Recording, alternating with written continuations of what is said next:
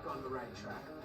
Folks, we are 3 days until the midterm elections. It's the most important election of your life until the next one. And the left is cooking up some major BS. And why not? I mean, that's what they do. They're really good at it. They're talented at it. They lie about inflation, Social Security, the debt, job creation, the price of gas, the border, voter ID, business deals with China, Hunter Biden, FBI corruption. There's about 100 more, but we just don't have the time. Here are just some of their latest zingers. American democracy is under attack because the defeated former president of the United States refuses to accept the results of the 2020 election. The extreme MAGA element of the Republican Party is trying to succeed where they failed in 2020, to suppress the right of voters and subvert the electoral system itself. No one's ever reduced the debt that much. We cut the federal debt in half. When the president walked into this administration, the economy was in ruins. It was in absolute ruins. You live here. You've got to know this is BS. And here's the thing about people who lie. I've noticed this. They always brag about the lie. It's almost like they want to get caught or something, like they want the truth to come out. It's almost like they want to tell you in chest puff, right? Look, I lied and got over on you. So everyone knows how they pulled off the lie. Only when we notice them lying and identify their lies, it's the strangest thing, man. They call us conspiracy theorists for pointing out their lies. Folks, listen, the midterms are just a few days away. I just said it. I want to readdress this article about what the Democrats pulled off in 2020, okay? This is super important because knowledge is power, and there's an election in a couple days, and I ain't letting this happen again. The article's from Time, and it's basically a confession, like a reconciliation for the Democrats. In early 2021, this was written about what they did in 2020. Again, this is Time and their words. It ain't my words. Quote, there was a conspiracy unfolding behind the scenes, one that both curtailed the protests and coordinated the resistance from CEOs. They fended off voter suppression lawsuits, recruited armies of poll workers, and got millions of people to vote by mail for the first time. Did you catch the admission that this was a conspiracy? Again, listen, their words, not my words, just reading to you their actual words. If conservatives even suggested there was some big conspiracy between big business and big tech, we'd be called nuts and conspiracy theorists. You see how all this works? They do it, they brag about it, we call it out, they out their own lie, and then we're the conspiracy theorists. You got that? If you've got it and that makes sense to you, you're probably crazy because it doesn't make sense to sane people. Here's another one. The left, again, is claiming anyone who objects to mass mail-in balloting voting because of fraud and error rates is some kind of weird election denier and a conspiracy theorist, of course. That's everyone they don't agree with. Yeah, remember the 2012 elections? Not 2021, 2012? Remember when voting by mail was largely a Republican thing, military and the like? That was scandalous back then because it may have helped Republicans. This is from the New York Times, baby, in 2012.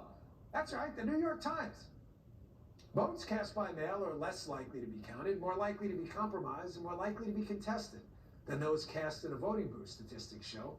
Election officials reject almost 2% of ballots cast by mail, double the rate for in-person voting. Oh my, wow, what conspiracy theories at the New York Times. How about that? How about that little quote-a-rooski? Bet they'd like to make that one go away. You see, they've been lying to you about elections for years. And when we catch them in the lie, we're called liars or conspiracy theorists for pointing out their lies. I just showed you the New York Times and Time Magazine. That's not Bongino.com and FoxNews.com. The most obvious example of this tendency of the left to freak out when we notice what they're doing might be the World Economic Forum's Great Reset. Oh, here we go. Fact checkers, they got their pens out now. But actually, I can see them salivating now. They're definitely saying that's a conspiracy theory. That's definitely not happening. Oh, okay. Well, for the leftist zeros out there, let me show you what the World Economic Forum says about the Great Reset, not what Dan Bongino says. Here it is right here. First, the executive chairman of the World Economic Forum, Claus Schwab, actually wrote a book called, wait, what? Am I reading that right? I'm sorry, production, is that an error? The Great Reset. That's the actual book by Claus Schwab. You see that? Look at that on the screen. So weird. See, for the liberals out there who don't read books, maybe many of you, here's a quote directly from the World Economic Forum's actual website. The pandemic represents a rare but narrow window of opportunity to reflect, reimagine, and reset our world. No thanks. Now listen, since you may not read books out there, some of you libs, and probably don't use the internet much either, here's Klaus Schwab himself talking about it. Now, we must come together to ensure that we capture the moment and move into the age of collaboration to build a better world. I believe this is the best time to reset our policies and to work jointly for a peaceful and prosperous world. Peaceful, prosperous? Well, maybe you didn't get the message there. That's all he's looking for, right? Peaceful and prosperous, great new reset. Well, here's a prediction video from the World Economic Forum about what they want your world to look like. Take a look.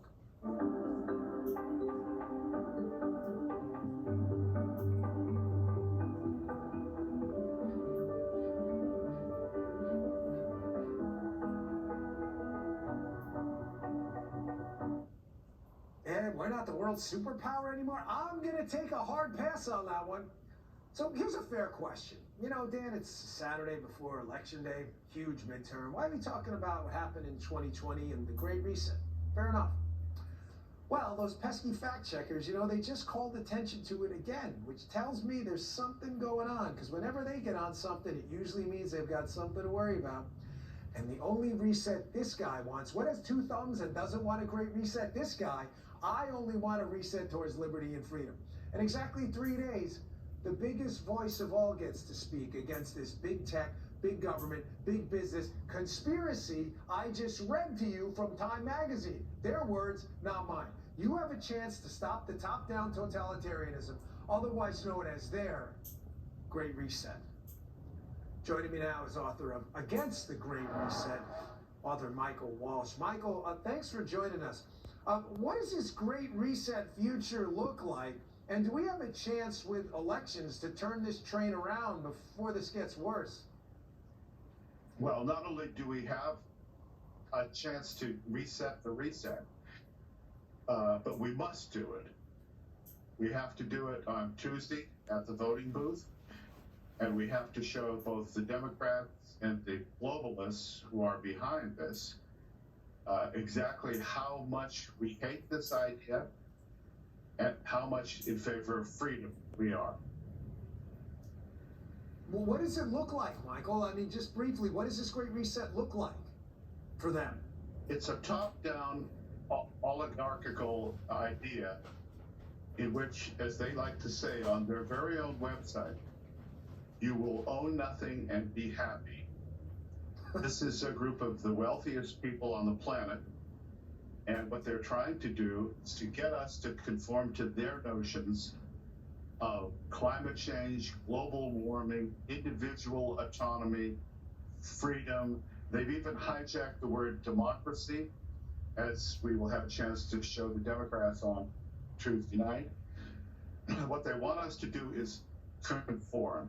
It's very simple. It's very simple. If you think of this as a James Bond movie, you're not too far wrong. Michael, that doesn't sound like a future you and I want. Thanks for writing the book Against the Great Reset. I'm certainly against it too. Thanks for your time. Thank you.